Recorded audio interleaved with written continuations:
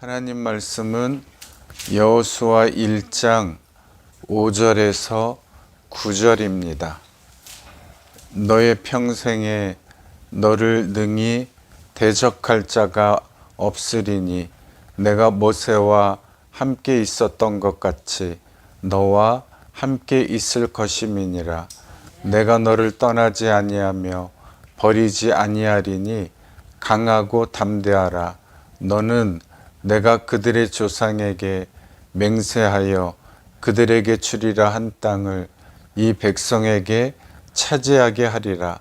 오직 강하고 극히 담대하여 나의 종 모세가 너에게 명령한 그 율법을 다 지켜 행하고 우로나 좌로나 치우치지 말라. 그리하면 어디로 가든지 형통하리니 이 율법책을 너의 입에서 떠나지 말게 하며 주야로 그것을 묵상하여 그 안에 기록된 대로 다 지켜 행하라. 그리하면 너의 길이 평탄하게 될 것이며 너가 형통하리라. 내가 너에게 명령한 것이 아니냐. 강하고 담대하라. 두려워하지 말며 놀라지 말라. 너가 어디로 가든지 너의 하나님 여호와가 너와 함께 하느니라 하시니라. 아멘. 오늘 말씀의 제목은 내가 너와 함께 하리라입니다. 여호수아는 40년간 모세를 섬기며 잘 따랐었지만 이제 모세의 뒤를 이어서 이스라엘의 지도자가 되리라 하는 그 말씀을 듣고 내가 어떻게 이 이스라엘을 이끌 수 있을까? 어떻게 가나안 땅을 들어가서 이 가나안 사람들을 정복할 수가 있을까? 아주 마음이 부담이 되고 두려웠을 것입니다. 그때에 하나님이 여호수아에게 하신 말씀이 오늘 읽어드렸던 본문의 말씀입니다.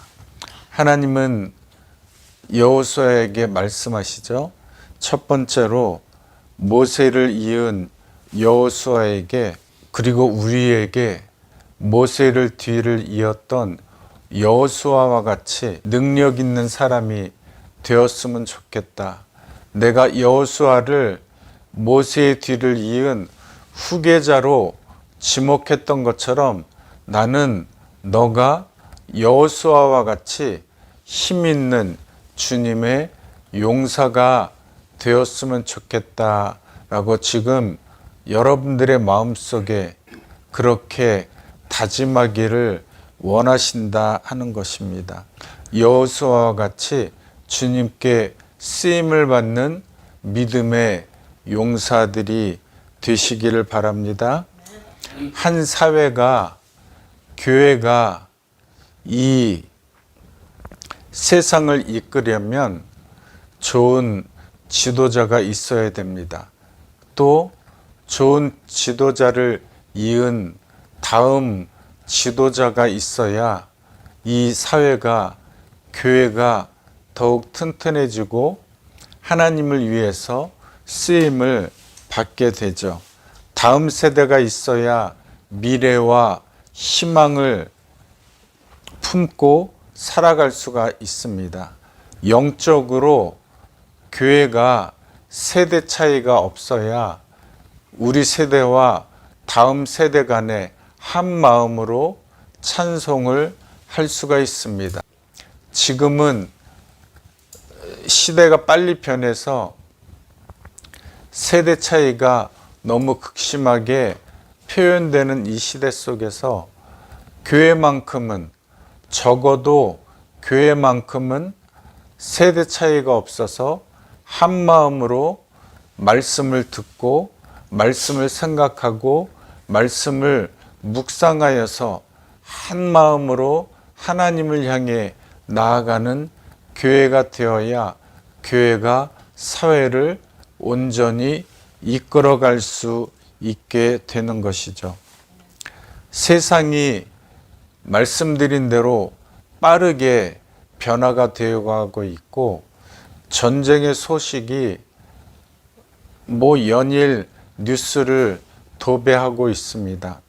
이러한 세상 사회 가운데 드라마 같은 것들도 예전에 보면 좋은 내용의 교훈적인 일들이 있어서 어른들과 자녀들이 소파에 앉아서 같이 TV를 시청하며 그런 것이 참 본받을 만한 것이구나 하고 생각할 때가 있었는데, 지금은 드라마 소재 또한 악한 드라마들이 많이 나오잖아요.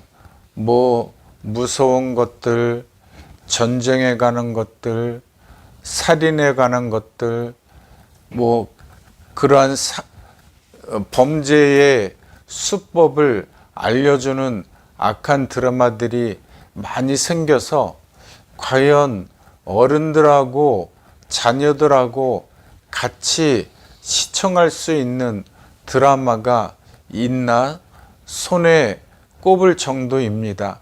그렇게 사회가 악한 일들로 가득한 시대 속에서 우리는 하나님의 말씀대로 살 수 있도록 정신을 바짝 차려야 하나님께서 원하시는 사람이 될 수가 있습니다. 하나님은 공의를 행하고 정의를 구하는 사람을 찾고 계십니다. 하나님은 5절을 통해서 우리에게 말씀하시죠. 5절 내용이 무엇입니까? 너의 평생에 너를 능히 대적할 자가 없으리니 내가 모세와 함께 있었던 것과 같이 너와 함께 할 것이다 라고 말씀하시죠. 이 말씀과 같이 하나님 나를 떠나지 아니하시고 나와 평생 함께하여 주시옵소서. 그런 마음으로 주님을 향하여 주님이 나와 함께 하시기를 간절히 간구해야 하겠습니다. 다윗 왕이 사무엘하 7장에 보면 하나님께 성전 지을 마음을 나단 선지자에게 말을 할 때에 하나님이 나단 선지자를 통해서 다윗에게 말씀하셨죠. 그리고 다윗의 기도가 이어지고 사무엘하 8장에 보면 다윗이 어디를 가든지 승리하였다 하는 내용이 나옵니다. 하나님을 향한 거룩한 소원이 하나님께서 응답하실 때에 하나님이 평생 우리와 함께 하신다는 것을 알 수가 있습니다. 여러분의 소원이 무엇입니까? 하나님을 향한 소원이 무엇입니까? 그 소원이 이루어져서 하나님이 여러분이 어디를 가시든지 평생 여러분들과 함께 하셔서 어디를 가든지 믿음으로 승리하는 여러분들이 되시기를 바랍니다. 이 불안정한 세상 속에서 임마누엘의 신앙이 충만해야 됩니다. 요즘은 옛날과 같이 않아서 GPS가 없으면 길을 찾아가기가 힘든 세상이 되었습니다. 한 20-30년 전만 해도 코스코에서 파는 지도책이 두꺼운 지도책이 있었잖아요. 신방을 갈 때도 주소를 확인하고 지도를 확인하고 머리에 숙지를 하고 찾아가는 게 보통 일이었는데, 지금은 GPS가 없으면 머릿속에 어디로 가야 될지 생각이 나지 않아서 GPS만 보고 길을 찾아갑니다. 우리 예수님이 우리의 GPS가 되십니다. 길과 진리와 생명이 되신 주님을 잘 따라가는 여러분들이 되시기를 바랍니다. 그래야 헤매지 않습니다. 제자들과 같이 성령으로 충만해야 성령님이 우리의 길을 인도해 주실 줄로 믿습니다.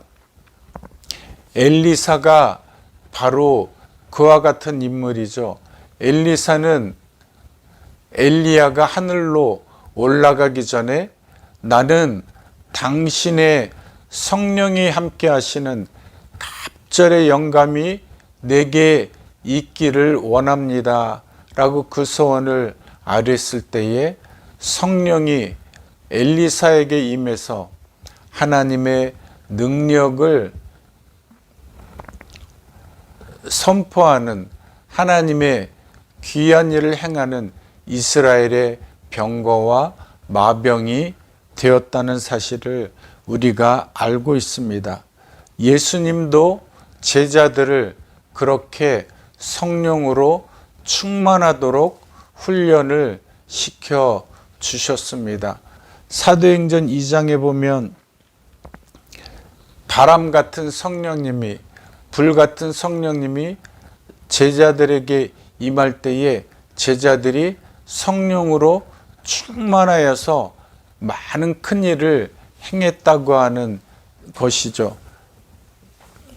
요한복음 14장 12절에 보면 나를 믿는 자는 내가 하는 일을 그도 할 것이고 또 그보다 큰 일을 행하겠다라고 말씀하신 것처럼 제자들이 성령으로 충만함을 받아서 정말 말씀하신 대로 예수님이 행하신 일들보다 크고 작은 역사를 이룬 것을 우리가 보게 됩니다.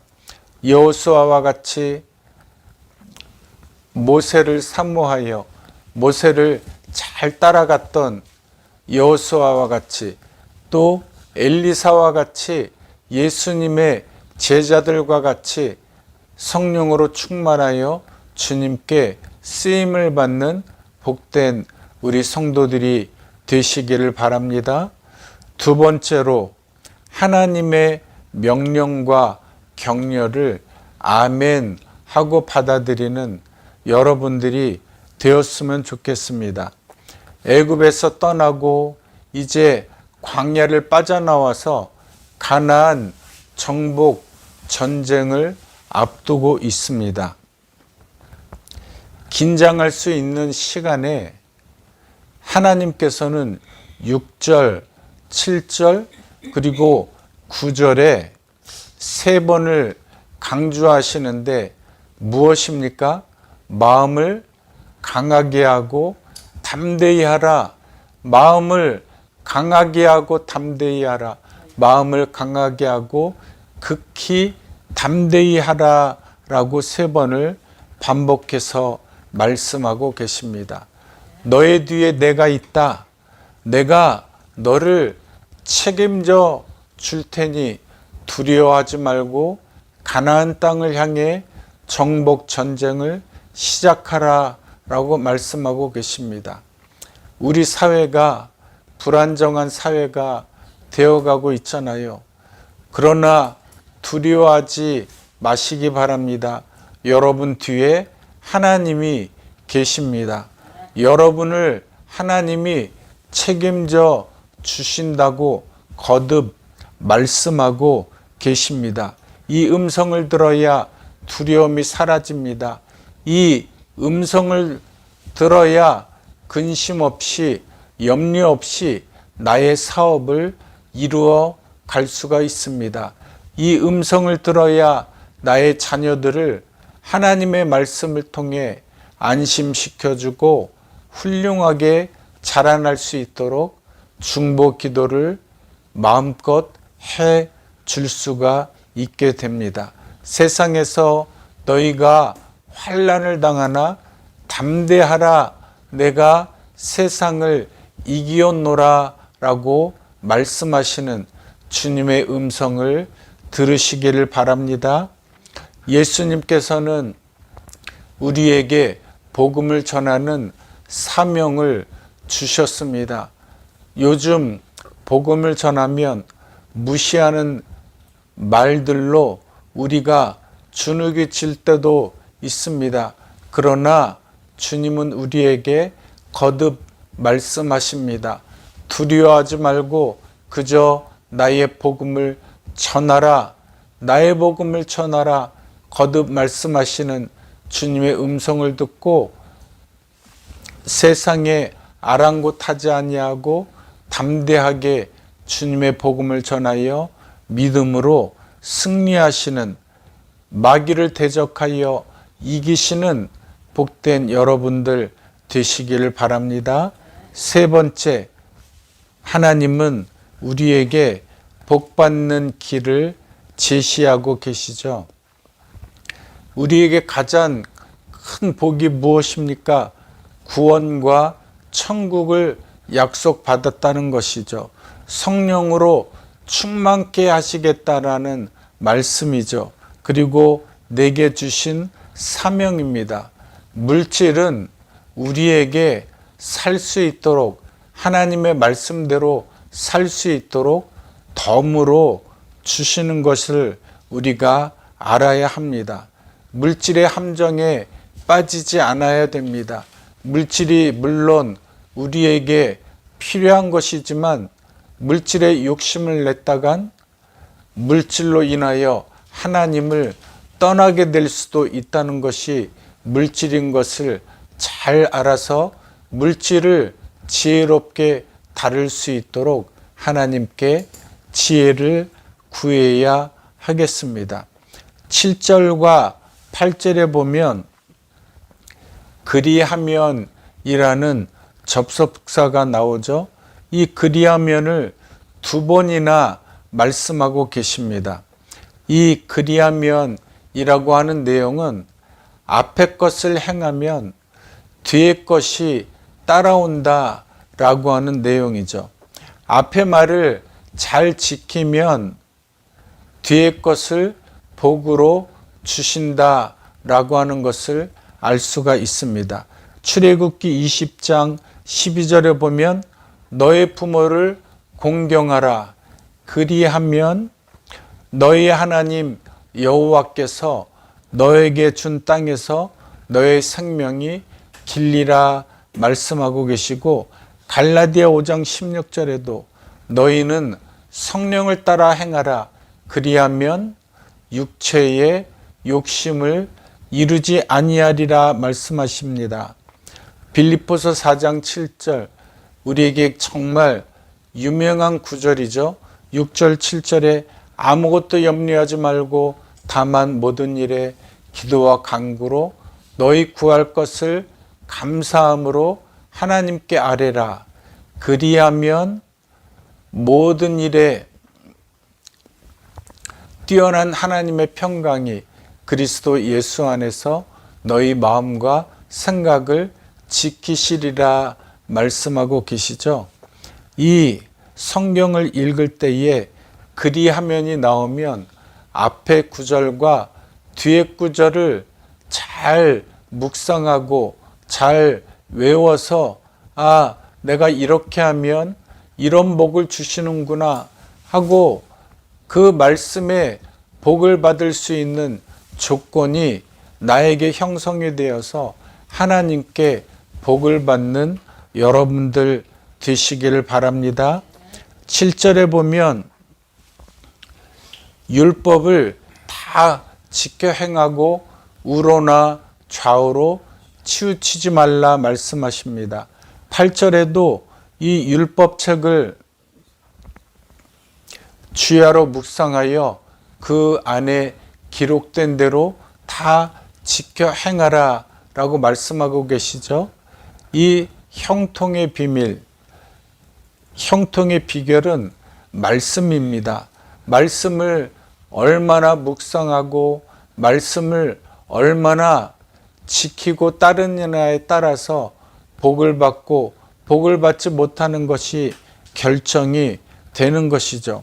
하나님의 말씀을 마음에 새기고 묵상하면 하나님의 말씀이 나를 이끌어 가신다는 것을 알 수가 있습니다.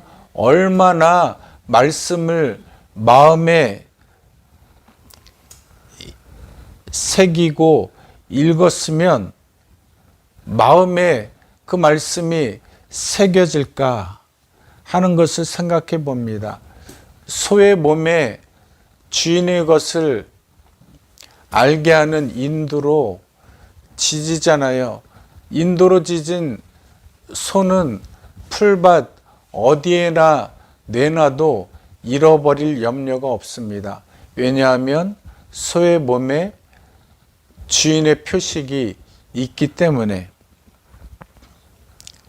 잃어버릴 걱정을 안 하는 것처럼 하나님의 말씀이 내 마음에 새겨지면 이미 나는 하나님의 것이라는 표시가 되는 것이죠. 내가 하나님의 것이니까 나를 하나님의 은혜의 세계로 이끌어 가신다는 것입니다. 여러분들 마음속에 하나님의 말씀이 새겨지기를 바랍니다. 새겨진 하나님의 말씀을 통해 하나님의 은혜의 세계로 이끌어 가실 것입니다. 내가 나를 끌고 갈 때는 분명 한계가 있습니다. 자동차를 타고 갈 때는 교통체증이 많아서 여기 시애틀 다운타운만 가기만 해도 차가 막혀가지고 앞뒤로 꽉 막히면 가기가 힘든 것처럼 내가 나를 끌고 가는 자동차와 같을 때에는 나의 한계가 분명하게 있습니다. 그러나 하나님이 나를 이끌고 가실 때에는 자동차가 아니라 비행기를 타고 가는 것과 같이 막힘없이 어디든지 하나님의 은혜의 세계로 나를 이끌어 가신다 말씀하고 계십니다. 하나님의 은혜를 사모하여 한계가 없으신 전능하신 하나님을 바라보시는 여러분들 되시기를 바랍니다. 하나님의 말씀을 부지런히 읽어야 됩니다. 말씀을 마음에 새기고 묵상해야 하나님이 나를 이끌어 가실 수 있다 말씀하고 계시죠. 주님, 나를 이끌어 주시옵소서. 우리 행복한 교회를 이끌어 주시옵소서. 우리를 주님의 일꾼으로 사용하여 주시옵소서. 날마다 주님께 이렇게 기도하며 한 걸음 한 걸음 앞으로 전진하시는 여러분들 되시기를 바랍니다. 이름 없이 지내던 모세를 하나님이 80세에 부르셔서 120살까지 사용하여 주셨습니다. 하나님이 왜 모세를 40살 청년 때에 부르지 아니하시고 80세에 부르셨습니까?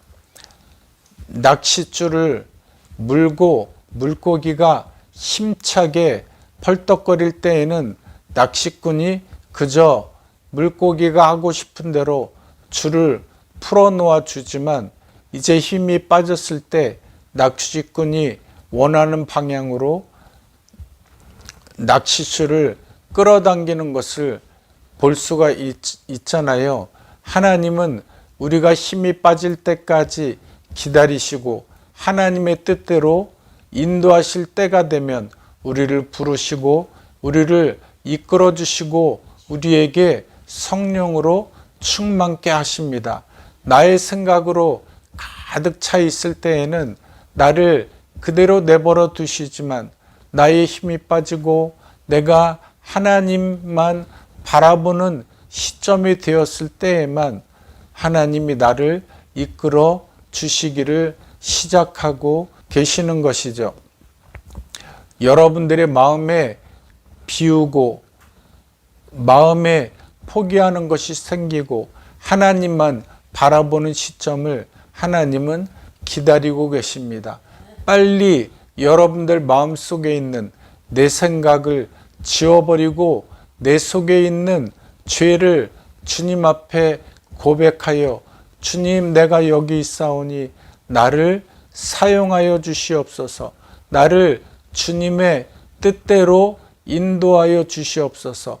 빨리 포기하고 주님께로 한 걸음 한 걸음 나아가시는 여러분들 되시기를 바랍니다. 이제 여호수아는 모세의 뒤를 이어서 가나안 정복 전쟁을 눈앞에 두고 있습니다. 하나님은 그런 두려워하는 여호수아를 부르시고 내가 모세와 함께 있었던 것처럼 너와 함께 할 것이다. 너는 마음을 강하게 하고 극히 담대히 하여 내가 너를 지시하는 곳에 가서 가나안 사람들과 전쟁하여 승리하라라고 하는 승리의 유전자를 여호수아에게 부어주신다라고 말씀하고 계십니다. 하나님께서는 여러분들도 여호수아와 같이 담대한 마음으로 강한 마음으로 하나님의 세계를 향해 헤엄쳐 나가는 복된 성도들이 되시기를 원하고 계십니다. 여호수아와 같이 주여 내가 여기 있사오니 나를 사용하여 주시옵소서. 주님 앞에 두 손 들고 주님께 쓰임 받기를 간절히 원하여 하나님의 영적인 용사들이 되시기를 주님의 이름으로 축원합니다. 아멘.